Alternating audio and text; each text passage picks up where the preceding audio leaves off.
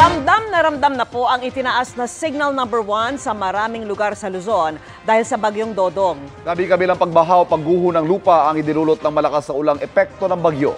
Gaya po sa Zambales kung saan ang ilang kalsada nagmistulan ng ilog. Nakatutok doon live si Jasmine Gabriel Galvan ng GMA Regional TV 1 North Central Luzon. Jasmine. Vicky, Ivan, Emil, ramdam pa rin ang malakas na buhos ng ulan dito sa bayan ng Palawig. Samantala, activated na ang lahat ng evacuation center dito sa probinsya ng Zambales. Pahirapan ang pagdaan ng mga sasakyan sa bahaging ito ng Masinloc, Zambales. Abot sa 4 na barangay ang binaha sa bayan. Malailog na rin ang kalsadang ito sa katabing bayan ng Palawig. Bandang alas 11 ng tanghali kanina, hindi na madaanan ng mga sasakyan ang bahagi ng Masinloc Palawig Road. 4 na barangay rin ang binaha. Sa ngayon, activated na ang lahat ng evacuation center dito sa probinsya ng Zambales sakaling may mga residenteng ilikas ngayong gabi. Nagka-rock slide naman sa Sitio Makotiti, poblasyon sa Danga Mountain Province. Nagsagawa ng clearing operation pero pinag-iingat pa rin ang mga dumaraan sa lugar sa gitna ng mga pag-ulan. Sa Bintar, Ilocos Norte naman, kagabi pa nararamdaman ang ulang dala ni Bagyong Dodong. Habang sa Lawag, halos mag-zero visibility dahil sa lakas ng ulan mula pa kagabi.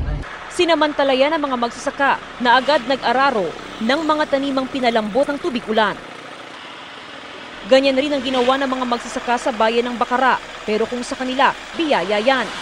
Sa mga mangingisda ng Barangay Davila, Pasukin, Ilocos Norte, aberya ang dulot ng masamang panahon. Malakas daw kasi ang hangin, kaya hindi sila makalayo sa laot. Kaya kukonti lang ang nahuhuling isda.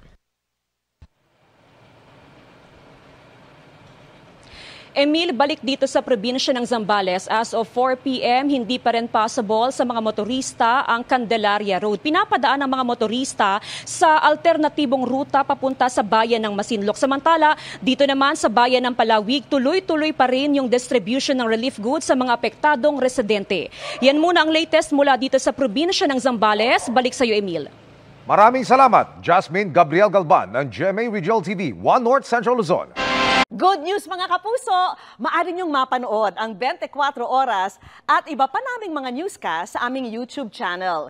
I-click lang ang subscribe button na lalabas sa screen. Sa mga kapuso abroad, maaari niyo kaming masubaybayan sa GMA Pinoy TV at sa www.gmanews.tv.